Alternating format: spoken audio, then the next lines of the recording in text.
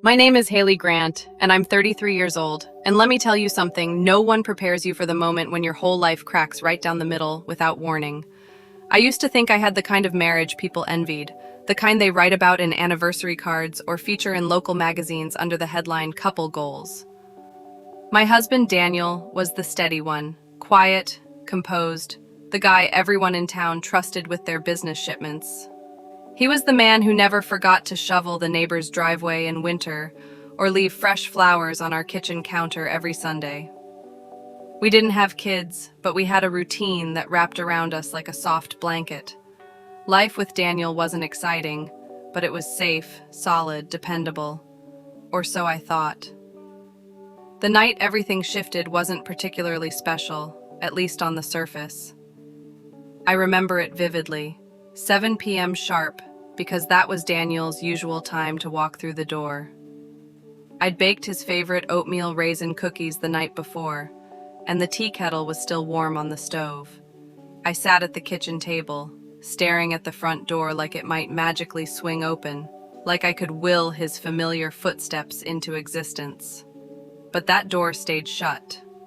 There was no jingle of keys, no sound of boots on the hardwood floor, just this thick, eerie silence that wrapped around me, tightening with every passing second. They said it was sudden, a heart attack. The doctor's words felt like something out of a script, clinical, detached. Massive cardiac event, he said, with the same tone someone might use to explain a weather forecast. He went quickly. I nodded like I understood, like those words made a difference, like they meant anything when the person you loved most simply didn't come home. The funeral blurred by, a sea of black dresses, stiff handshakes, and too many people telling me what a good man Daniel had been. I held on to every polite condolence like they might tether me to reality. But inside, I felt hollow. My best friend, Jenna, sat beside me, handing me water I never drank, dabbing at my tears before they even had a chance to fall.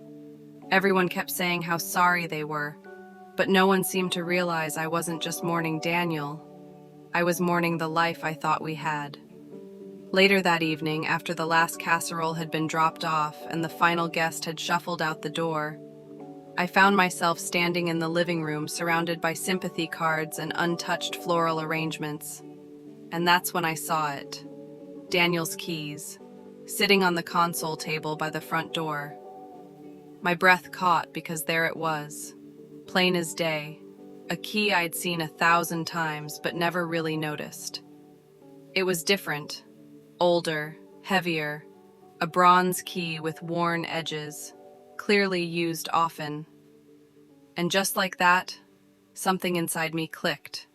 I remembered asking him about that key years ago, back when we were first married. He'd chuckled softly and said, "Oh, that? It's just for the old storage garage I keep for work. Nothing you'd find interesting, just tools and grease and boring paperwork." I never pressed. That's the thing about our marriage. It was built on quiet trust, on unspoken agreements to leave certain doors closed. But now there was nothing left to lose. The next morning I woke up before the sun, the house still wrapped in that heavy, suffocating quiet. I couldn't stop staring at that bronze key, still sitting on the table like it was daring me to pick it up. My heart was pounding, but not from grief. This was something else, something sharp and restless, like my gut already knew there was more to Daniel's story than anyone had told me.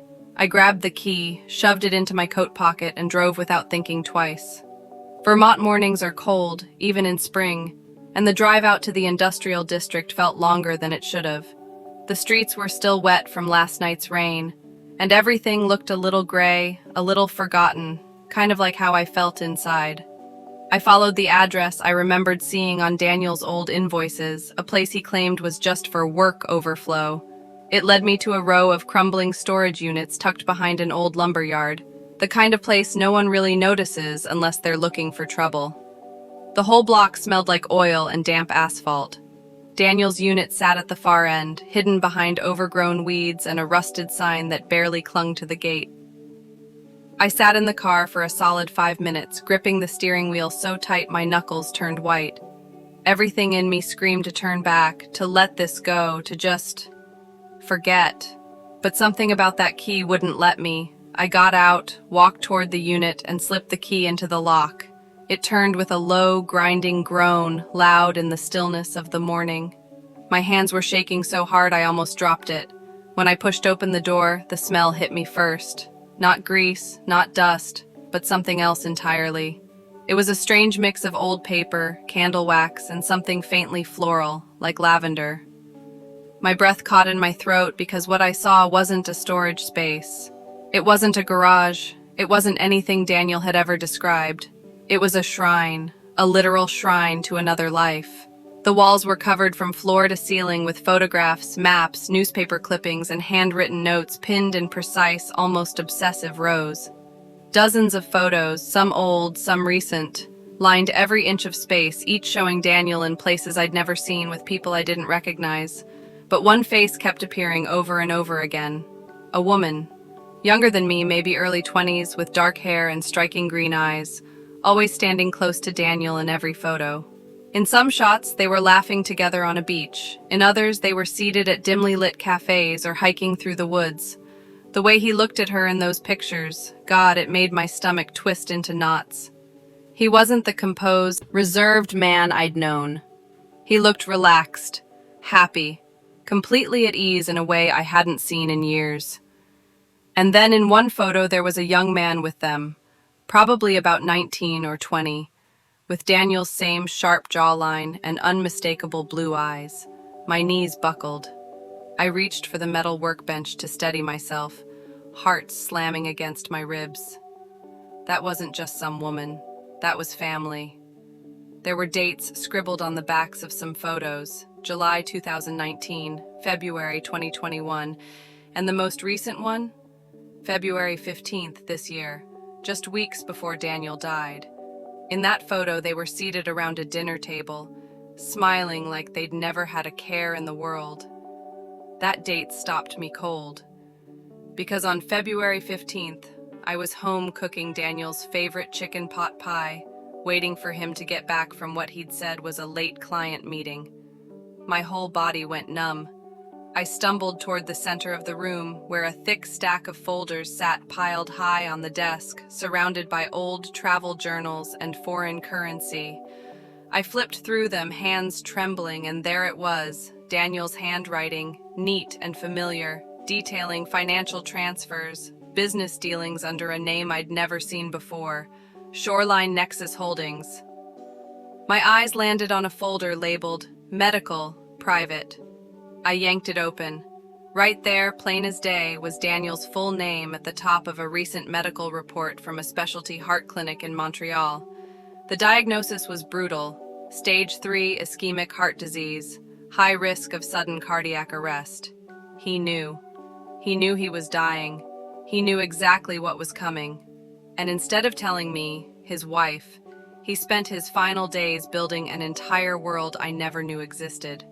I couldn't breathe. 15 years of marriage, 15 years of Sunday breakfasts, holiday traditions, quiet evenings watching TV, and now I was standing in the middle of a room that proved it had all been a lie. The man I buried wasn't the man I thought he was. He wasn't just gone, he had been a stranger all along. But just as I thought I couldn't take any more, I heard it.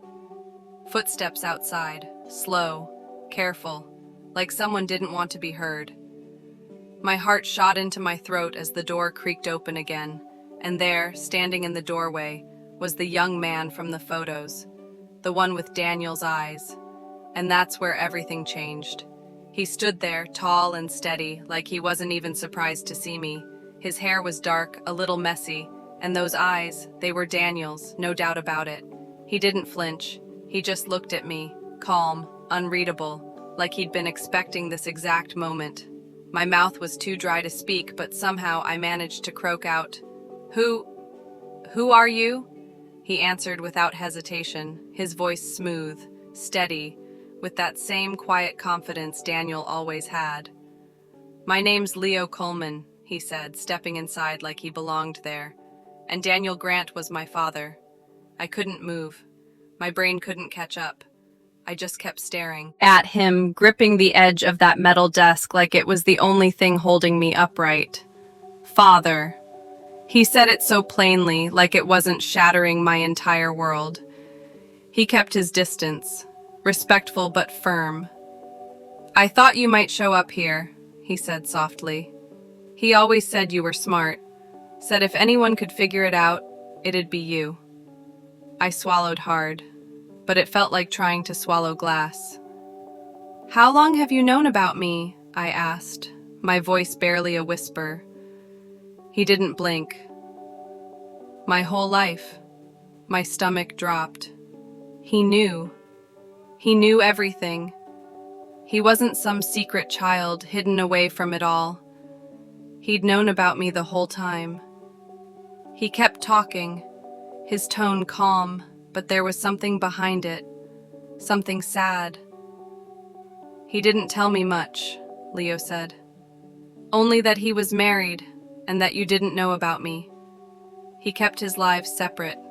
My mom, Samantha, she respected that. She never wanted to interfere. My head was spinning, but something about the way he said her name, soft, almost reverent, made my chest ache. Samantha, the woman from the photos, his mother. His voice softened even more. She passed away last year, he said. Cancer. It was fast. After she was gone, everything changed. Dad, Daniel. He started pulling me closer, started talking about things he'd never mentioned before. He knew time was running out. I sat down hard in the chair behind me, my legs too weak to stand. Every word out of Leo's mouth landed like a blow. Dead. Samantha was gone too. I felt like the air had been sucked out of the room. Why are you here? I finally asked, though I wasn't sure I wanted the answer. Leo reached into his backpack and pulled out a folded envelope, yellowed at the edges, the kind that looked like it had been carried around for a while. He held it out to me, steady and unflinching. Because he wanted me to give this to you, he said. It's not official, just something he wrote before everything. He told me the formal paperwork would go to you through the lawyer, but this was for just in case. My fingers trembled as I took it, staring at Daniel's familiar handwriting scrawled across the front. My name, Haley, written in that neat, looping script he'd used on birthday cards and grocery lists. I unfolded the paper carefully, my heart thudding in my ears. It wasn't notarized, just handwritten lines dividing up assets, mentions of Leo, and a company name I'd never heard before. Shoreline Nexus Holdings, the same one from the files on the desk. But then my breath caught at the final line. Access to additional documents secured in vault.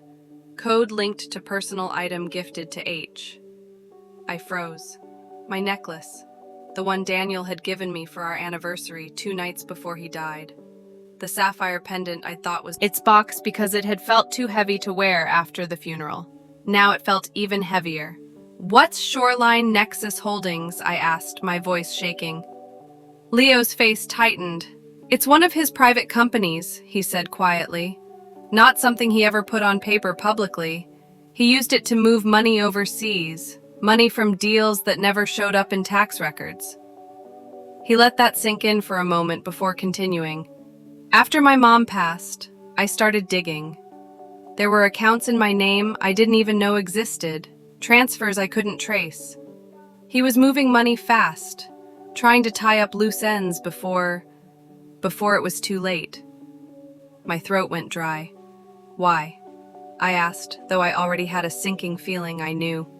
Leo's answer confirmed it. Because he knew time was running out, he said, his voice low, steady, and because he didn't trust the people he worked with. I leaned back in the chair, my head spinning. A secret company, hidden accounts, A vault locked behind a necklace I'd thought was just jewelry, and a man I'd spent 15 years loving, mourning, who had built an entire empire behind my back. "Are you telling me there's more?" I asked, feeling the weight of every word. Leo nodded slowly, his gaze steady. "A lot more," he said. "The photos, the files, the money, that's just the surface." My hands were still trembling as I looked around the room again, but it didn't feel like a shrine anymore. It felt like a ticking time bomb. And somewhere deep down, I knew it wasn't just about Daniel's secrets. Someone else was going to come looking for what he left behind. But I also knew something else. I wasn't going to wait around for them to find me. I needed that necklace, and I needed it fast. I didn't go home right away. I couldn't. My mind was racing too fast, spinning in circles that wouldn't stop. Leo offered to drive, but I needed space, air, anything to clear my head before I faced what came next. So I drove to Jenna's, my best friend since middle school, the one person who never asked questions until I was ready to answer them. Within 20 minutes, I was sitting on her worn-out couch, my hands wrapped around a mug of peppermint tea I wasn't drinking. The sapphire necklace sitting on the coffee table between us like it was some kind of live grenade. Jenna didn't push. She never did. She just sat there, quiet, patient, waiting for me to find my words. When I finally told her everything, the garage, the photos, Leo, the hidden vault, every awful, tangled detail, she didn't gasp or cry or interrupt. She just listened, her expression darkening with every sentence. And when I was done, she reached for my hand and whispered, "I'm so sorry, Haley, but I wasn't ready for comfort. I wasn't ready to cry or collapse. I was angry. Angry at Daniel. Angry at myself. Angry at every lie that had been fed to me for 15 years. And more than anything, I needed answers. I needed someone to blame. So I did the one thing I swore I wouldn't." Her condo sat on the north side of town, one of those shiny new developments with underground parking and fancy coated gates, and a concierge who called her Miss Grant, like she was royalty. Funny, considering she'd spent years whining about how broke she was. As the elevator climbed to her floor, my fury simmered hotter with every passing second. When the doors opened, I stormed down the hall and pounded on her door, ignoring the looks from her neighbors. She opened it in silk pajamas, barefoot, holding a glass of red wine like she'd been expecting company. Her makeup was perfect, her blonde hair curled into soft waves, her expression smug. "Well, if it isn't my grieving sister," she purred, stepping aside. "Come to inspect the widow's inheritance?" I shoved past her into the living room without a word, my eyes immediately landing on a framed photograph sitting on her fireplace mantel, her and Daniel laughing together, clinking champagne glasses. My stomach flipped. The date stamped in the corner? 4 years ago. My voice shook with rage as I pointed at it. "What the hell is this, Chloe?" She sauntered over, sipping her wine like it was no big deal. "Oh, that?" She smirked. "That was from a charity gala. You were too busy with work to attend, remember? Daniel didn't want to go alone, so I kept him company." She said it so casually, like it was normal. Like it wasn't the most twisted thing I'd ever heard. "We always got along so well," she added, her voice dripping with something I couldn't quite name. I turned to face her fully, my heart pounding. "How well exactly, Chloe?" Her smirk faltered for the first time. "I know about Samantha," I said, my voice low and cold. "I know about Leo. I know about the garage, the fake company, the vault, all of it." Her face didn't change. She just set her wine glass down and folded her arms across her chest, eyes narrowing. "Fine," she said, her voice softer, but no less venomous. "You want the truth." She placed a hand over her stomach, her expression unreadable. "I'm pregnant," she said, her words hitting like a slap. And it's Daniel's. I froze, unable to speak, unable to even think. She kept going, her tone almost bored. 10 weeks. I found out a week before he died. He knew. He said he'd take care of everything. He even told me he was finally leaving you. For good. My skin went cold. You were still seeing him after Samantha died? I managed to choke out. Chloe shrugged like it was nothing. She was never meant to be permanent. I've always been the one who stayed. My body felt like it wasn't my own. The walls, the furniture, even the sound of the fridge humming in the background. It all blurred together. Distant, meaningless noise.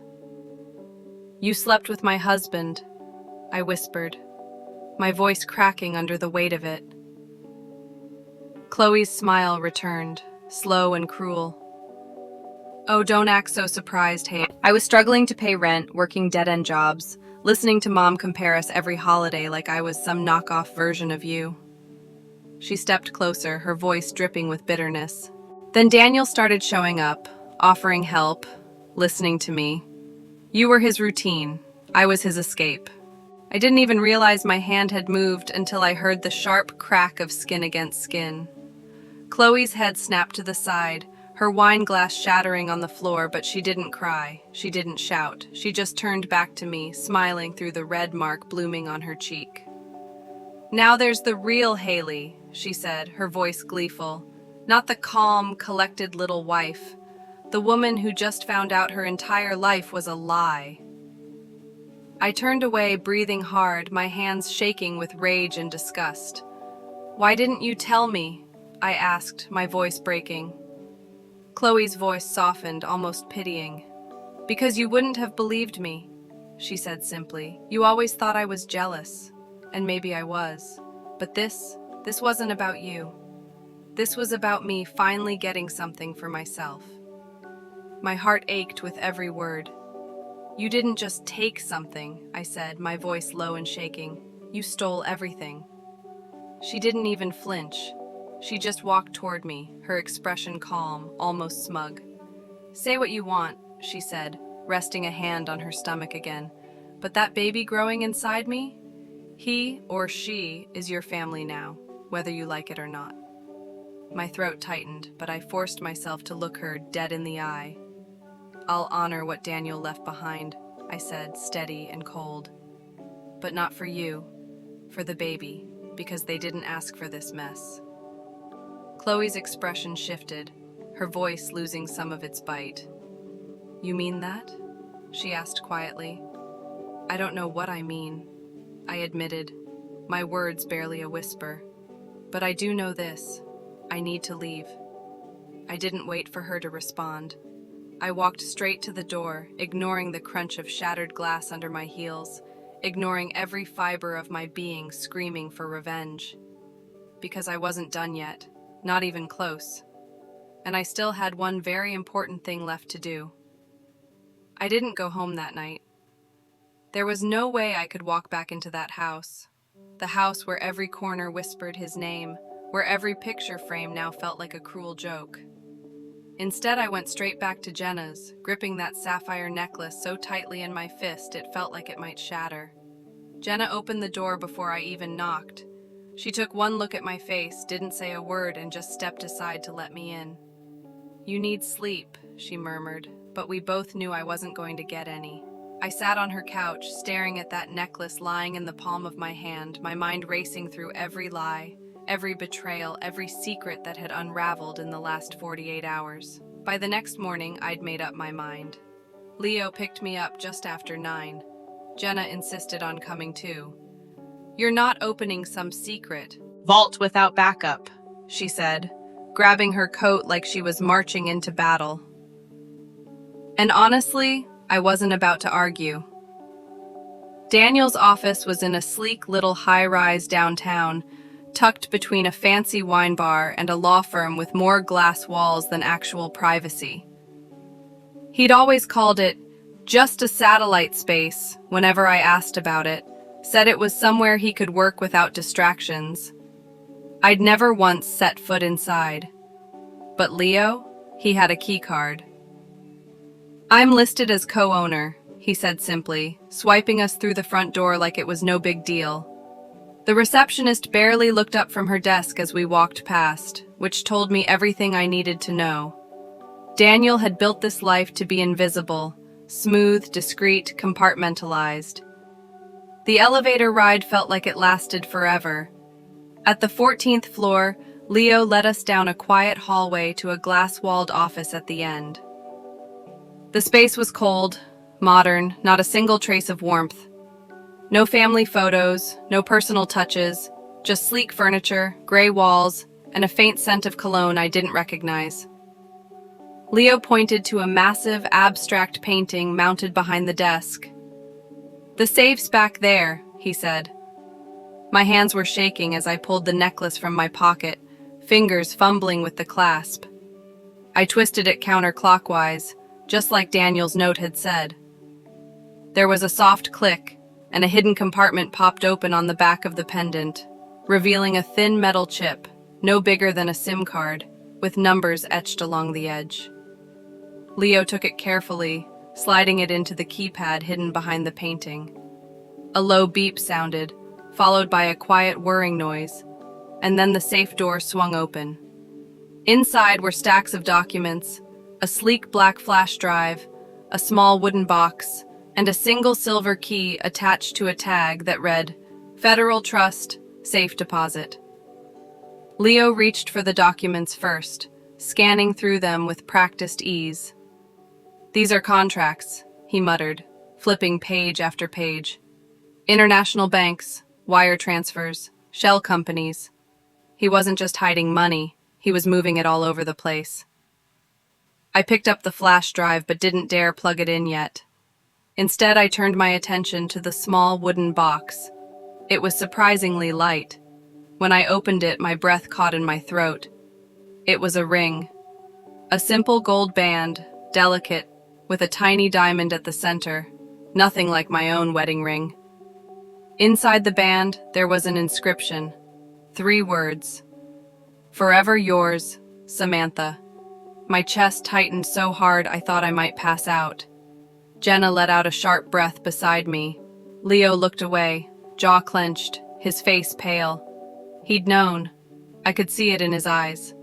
"He bought her a ring," I whispered, barely able to get the words out.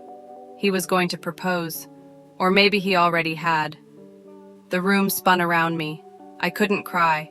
I couldn't even breathe, because in that moment, surrounded by cold walls and colder secrets, I realized the truth I'd been too afraid to face. He loved her. He loved Samantha. He might have loved me too, in his own way. But she got the part of him that was real. The part that smiled in photographs, that took trips to the mountains, that laughed without checking his watch. And the rest?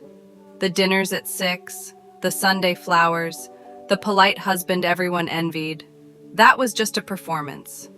A role he'd been playing for years. My hands were still shaking when Leo handed me a folded piece of paper, my name written neatly on the front in Daniel's handwriting. I opened it, every part of me screaming not to, but unable to stop. The letter was short, but every word landed like a punch to the gut. "Haley," it began, "if you're reading this, it means I didn't make it. Or maybe I just ran out of time. Either way, I owe you the truth." He admitted everything. 2 lives, 2 families, 2 futures he was too cowardly to choose between. He said he loved me, that it wasn't a lie, but he'd been selfish. He'd tried to keep it all. Samantha, Leo, Chloe, even me. And now it had all fallen apart. He told me about the money, about the files, about the vault, and then he said something that made my blood run cold. "Use them however you see fit," he wrote. "Burn them, hide them, or expose it all. It's your choice now. But whatever you do, be careful. They'll come looking, and they won't be polite." He ended it with 5 words that twisted the knife even deeper. "I'm sorry. Forgive me, if you can." I sat there, staring at the letter until the words blurred. Then I passed it to Jenna, who read it in silence before handing it to Leo. No one said a word. There was nothing left to say. The man we thought we knew had shattered like glass, and all that remained were the shards he'd left behind. We left the office in that same heavy, suffocating silence, the kind that doesn't come from peace, but from knowing you've only just reached the tip of the iceberg. And as we drove away, every instinct in me was screaming the same thing over and over again. This wasn't over, not by a long shot. That night I didn't sleep. I couldn't. My body was exhausted, but my mind kept running in circles, chasing every horrifying detail I'd uncovered. Daniel's 2 lives, the hidden vault, the money, the ring, that damn letter. I kept hearing his words on repeat. They'll come looking, and they won't be polite. I didn't even know who they were yet, but every nerve in my body was on edge, like I could already feel them breathing down my neck.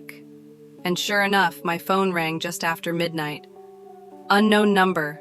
I let it go to voicemail, but curiosity got the better of me. I played the message, my heart pounding. The voice on the other end was smooth, controlled, but there was no warmth in it. Mrs. Grant, this is Victor Crane. We need to discuss certain documents that recently came into your possession. I suggest we meet.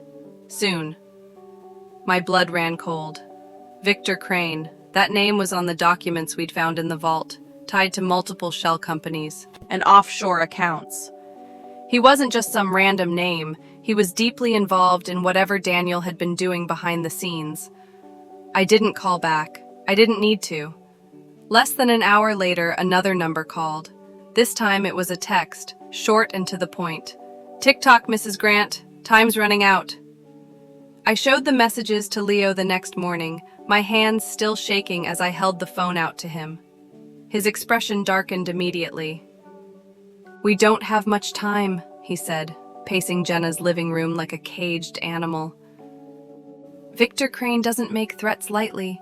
If he's reaching out, that means he's already desperate." Jenna looked between us, her face pale. "What do they even want?" I could barely get the words out. "Everything," Leo answered grimly. "The money, the records, the leverage. My dad, Daniel, wasn't just moving money for himself. He was part of something bigger, something messy. And now that he's gone, they think we're holding the keys to it all." The words made my stomach twist. "But we don't even know what's on that flash drive yet," I said. "For all we know, it could be empty." Leo's jaw tightened. "There's only one way to find out." We didn't wait. Within an hour, we were sitting in Jenna's kitchen, her old laptop open on the table, the flash drive plugged in like a ticking time bomb. None of us spoke as the files loaded. And then, there it was. Hundreds of documents, contracts, wire transfers, offshore account ledgers, even scanned passports. Names I didn't recognize were scattered across the files. Some I assumed were fake, but others were familiar. Political donors, executives from major corporations, even a few government officials. And every document was detailed, meticulous, signed by Daniel or his associates. But one folder stopped us cold. It was labeled in bold, all caps, "Crane, Blackmail Insurance." Leo opened it slowly, his eyes narrowing with every click. Inside were video recordings, emails, and signed confessions, evidence of bribery, embezzlement, fraud. It wasn't just leverage, it was a loaded gun. Jenna gasped, her hand covering her mouth. This could ruin them." Leo's face was pale, but his voice was steady. "This could ruin everyone in those files." My chest tightened as the realization settled in. Daniel hadn't just been protecting himself, he'd been protecting all of them, and now, whether I liked it or not, I was holding the smoking gun. "We can't keep this," I said, my voice breaking. "We can't." Leo looked at me, his gaze steady, calm. "We don't have a choice," he said. "Because now, if we give it up, we lose every ounce of protection we have." He was right. I hated it, but he was right. This wasn't just evidence, it was insurance. And suddenly, Daniel's final words made perfect sense. Burn it, bury it, or use it. The choice was mine. But as I sat there, staring at the files that could take down giants, I realized something even scarier. I didn't trust anyone to help us. Not the police, not the government, not even a lawyer. We were in this alone, and we had to make our next move carefully. Because from this moment forward, every step we took could either save our lives or end them. We didn't wait around to see who would knock on the door next. By noon, we were sitting in the office of Marcus Doyle, the one lawyer I knew who wouldn't flinch at this mess. He'd handled my father's estate years ago. Quiet, discreet, allergic to drama. I laid it all out for him. Well, not everything. I left out the affair, Chloe's pregnancy, and the tangled family web. Those details didn't matter right now. What mattered was the money, the documents, and the fact that we were holding a grenade, with the pin already pulled. Marcus didn't blink. He just steepled his fingers and asked, "Do you want to press charges?" My gut tightened, but my answer came out steady. "No," I said. "I want protection." He nodded once, like he'd been expecting that all along. "Then we make copies," he said simply. "Digital, physical, multiple backups in different locations. One here, one with you, and one with someone completely unconnected." Jenna's voice broke the tension. "I know someone," she said, a grim little smile playing at the corner of her mouth. "Trust me, they don't scare easily." We spent hours scanning every document, every file, every signature. Marcus worked methodically, his face unreadable, but I could see the weight of it in his eyes. Daniel had kept meticulous records, names, dates, wire logs, fake invoices. This wasn't some sloppy side hustle. It was a full-blown international operation. By the time we finished, I could barely keep my eyes open. My brain was fried, my body drained. But I also felt something I hadn't felt in days, a sliver of control. Marcus handed me a draft of a letter he planned to send, a polite but firm warning dressed up in legalese. At the bottom, I added one line in my own handwriting, 4 words that said everything I needed to say. "Try me, HG." We sent it by courier, and I swear it wasn't even 15 minutes before my phone rang. Unknown number again. This time I answered. "You think you're clever?" the voice on the other end sneered. It was Gordon Blake, another name from the documents. His tone was all venom, all false charm, dripping with threat. "You're in over your head, Mrs. Grant." I didn't flinch. "No," I said calmly, "you are, because the next calls I make are to the IRS and Interpol." Silence. Then, a low, bitter laugh. "What do you want?" he asked, his voice tight. "Nothing," I said simply. "I want you to stop. No calls, no threats, no midnight visitors. You so much as breathe in my direction again, and everything goes public. Every file, every signature, every last detail. You don't want that kind of trouble." "I already have that kind of trouble," he snapped. "And the difference," I replied, my voice ice cold. Its tone was different. Slick, polished, like he was already trying to flip the script. "Mrs. Grant," he said, his voice as smooth as silk, "I believe we got off on the wrong foot. I think we can resolve this amicably." I let the silence stretch, just long enough to make him sweat. Then I said, "Here's the thing, Mr. Crane, I have nothing left to lose, no reputation to protect, no company to save. I don't care about your games, and that makes me very, very dangerous." He didn't respond right away. When he finally spoke, his voice had lost that slick edge. "I see," he said quietly. I ended the call without another word. That night, I sat on Jenna's porch with Leo beside me, the flash drive in his pocket, and a backup buried in a planter box under the rose bush. Paranoid? Maybe. But after everything we'd learned, Paranoia felt like the only reasonable response. We sat there in the quiet, watching the streetlights flicker, the weight of it all pressing down on us. Leo spoke first, his voice low. "I didn't know he was capable of this," he said. "My mom always told me he was complicated. I thought she meant sad, not corrupt." I let out a breath I didn't even realize I'd been holding. "He was both," I said quietly, "and maybe more." We fell into silence again, but it wasn't heavy this time. It was the kind of quiet that comes when you've survived something you didn't think you could. I looked up at the stars, cold, distant, but steady, and as I stared at them, I realized we weren't done yet, not even close. There was still one thing we hadn't opened. I turned to Leo, my voice steady but soft. "We haven't looked at the flash drive yet." He frowned. "You sure you want to?" I nodded. "We need to know everything." He didn't argue. He just sat up straighter, his face set with determination. And in that moment, I knew, whatever was left to uncover, we were going to face it together. It took me 2 more days before I could bring myself to open that flash drive. 2 days of rehearsing every possible scenario in my head, as if imagining it enough times would somehow soften the blow. But deep down, I knew whatever was on that drive wasn't going to be something I could just brush off.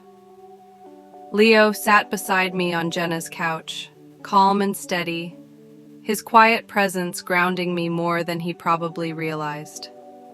Jenna brought us tea again, like she always did, her way of saying she was here, but wouldn't press. None of us spoke as I slid the drive into my laptop. A single folder popped up, labeled plainly, "For Haley." My stomach twisted. Inside there was just one file, a video, dated 6 days before Daniel died. My hands hovered over the mouse, shaking so badly I almost couldn't click, but I did it anyway. The screen flickered to life, and there he was. Daniel rubbed his face and let out a long, broken sigh. "Haley," he began, his voice rough, exhausted. "If you're watching this, it means I didn't make it. Or maybe I just ran out of time." He paused, his hands trembling visibly as he ran them through his hair. "I've done a lot of terrible things," he admitted, staring straight into the lens like he was looking right at me. "Things I never planned to, but I kept digging the hole deeper until I couldn't see daylight anymore." He swallowed hard. "You were never the one I needed to hide things from," he said. "I was trying to protect you. That's what I told myself anyway. But the truth is, I waited too long, and now everything's closing in." My pulse thudded in my ears as he leaned closer, his voice dropping even lower. "There's something else you need to know," he said, his eyes darkening. "Someone you trust isn't who they seem." I stopped breathing. He kept going, his voice shaking now. "It's Chloe," he said, the name falling like a stone into the silence. "She's not just some bitter sister with a grudge. She planned everything. The pregnancy wasn't an accident, none of it was." He leaned in closer, his face contorted with guilt and something like fear. "The night I told her I couldn't keep doing this, she changed. She said if I left her, she'd go public. With the money, the accounts, everything. She knew where to hit me." He let out a bitter, breathless laugh, but there was no humor in it. "And Haley, there's more. I think she killed Samantha." The words hit like a gut punch. I couldn't move. I couldn't breathe. Daniel's voice trembled, his face pale. "I can't prove it," he said, his words coming faster now. "But the timing, it was too perfect. Samantha was leaving me. She'd packed her bags, booked a flight to Seattle, was ready to disappear for good. And then, the accident. No witnesses. The brakes failed. But she'd just had the car serviced." He looked straight into the camera again, his voice breaking. "Chloe knew she was pregnant. Samantha didn't. That's what changed everything." He shook his head, tears pooling in his eyes. "I think I've been a fool since the beginning. I thought I could keep my world separate. I thought I could fix it all before it blew up. But I was wrong. He let out a long, shaky breath. "I've tried to make it right," he said, his voice softening. "I moved the money. I made backups. I left everything you'd need to protect yourself. And Leo, too." His face crumpled then, the weight of it all crashing down. "I'm sorry, Haley," he whispered. "I was weak, but you're not. If you want to walk away, do it. Take what's yours and leave them all behind. But if you decide to fight, don't do it alone." The screen froze on his face, haunted, broken, before it faded to black. No music, no closure, just silence. I sat there, unmoving, staring at the blank screen while my heart thundered in my chest. Jenna covered her mouth, her eyes wide, her face pale. Leo looked like he'd been punched in the gut. None of us spoke for a long time. We didn't have to. We all knew what we'd just seen couldn't be unseen. Daniel had left me the truth, but it wasn't just about him anymore. It was about Chloe. And now everything in me shifted from grief to rage. Chloe didn't know I'd seen the video. Not yet. And that gave me the upper hand. So I did what any woman would do when she's had enough. I invited her to brunch. I didn't bother dressing up for brunch. I wanted Chloe to think I was still fragile, still broken, still the naive sister she'd always looked down on. I wore a simple sweater, no makeup, just enough effort to look presentable but not threatening. When she arrived at Jenna's house, she looked radiant, glowing in a pale blue dress that hugged her belly, her hair curled to perfection, her smile bright and sweet, like she hadn't shattered my life just days before. "You look well," she chirped as I hugged her at the door, playing my part perfectly. "I wasn't sure you'd even want to see me." I smiled, though it didn't reach my eyes. "Oh, Chloe," I said softly, my voice dripping with sweetness. "We're family. We should talk like real sisters again." She relaxed instantly, sitting herself down on the porch swing, crossing her legs delicately, already acting like she'd won. Jenna brought out sweet tea, giving me a subtle nod before retreating inside, leaving us alone. "I'm glad you reached out," Chloe said, folding her hands over her lap, her tone syrupy and fake. "I've been worried about you. This has been hard on all of us." I tilted my head, watching her carefully, letting her believe she was in control. "Why would I be angry?" I asked gently, my voice calm and steady. "Because my husband was sleeping with my sister? Or because he left you part of his estate?" That was the first crack. Her eyes flickered just for a second. She adjusted her posture, smoothing down her dress. "Haley," she started, her voice soft and rehearsed. "This is hard for both of us. Daniel, he was confused, torn, but he loved you in his own way." I smiled wider, leaning in just enough to make her uncomfortable. "No," I said, my voice sharp as glass. "He didn't love me. He pitied me." She froze, her face losing a shade of color. I didn't stop. I kept leaning closer, my words like ice against her skin. "But you know what's funny, Chloe," I said, pulling the flash drive from my pocket and setting it gently on the table between us. "He feared you." She went completely still, her eyes locked on the flash drive like it might explode. Her lips parted, but no words came out. I kept my voice calm, almost casual. "I know everything," I said, staring straight into her eyes. "The accounts, the manipulation, the blackmail. I know he was planning to leave you. I know what happened to Samantha." Her face didn't move, but I saw it, the flicker of panic behind her eyes, the way her breath caught. "You can't prove anything," she whispered, but her voice had lost its edge. I gave a small, humorless laugh. "You're right," I replied, standing up slowly, towering over her. "I don't need to." She frowned, confused, watching me carefully as I continued. "I'm not going to court, I'm not pressing charges, I'm not even interested in playing by the rules anymore." Her brows knit together, suspicion creeping into her expression. Then what do you want? I smiled, cold and steady. Nothing, I said, turning toward the door. I'm going to walk away. I'm going to leave you here with everything you thought you wanted. The money, the baby, the lies. And you're going to realize soon enough, it's not the prize you think it is. She stood up too, her voice trembling now. You think that scares me? I turned back to face her, my gaze steady, unwavering. No, I said softly, but it will. I left her standing there, clutching her stomach, her confidence crumbling with every step I took away from her. Inside, Leo was waiting in the kitchen, his face unreadable, but his eyes burning with quiet pride. I didn't say a word as I handed him the flash drive, along with a signed affidavit and a simple, chilling instruction for Marcus Doyle. If anything happens to me, everything goes to the press. Every file, every name, every crime. Then I walked out of Jenna's house for the last time, not looking back, not carrying a single piece of that old life with me. I went home, our house, my house now, and walked through every room, touching the door frames, the furniture, the cracks in the floorboards we never fixed. I packed one suitcase, just one. I didn't need the rest. When I reached the garage, I locked the door behind me. Not because I was hiding anything, but because I wasn't coming back. 1 week later, I boarded a flight heading west, leaving Vermont behind like a bad dream I didn't need to revisit.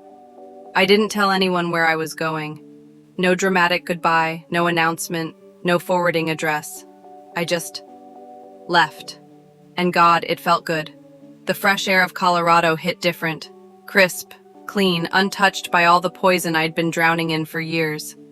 I signed the lease on a tiny cottage just outside a sleepy little mountain town, the kind of place where nobody knew my name, and no one cared who I used to be. The cottage wasn't much. 2 bedrooms, a small fireplace, an overgrown garden in the back, but it was mine. No ghosts, no lies, no hidden vaults or secret keys, just sunlight streaming through old windows and the sound of the wind weaving through pine trees outside. I bought new furniture, nothing fancy. I didn't need much.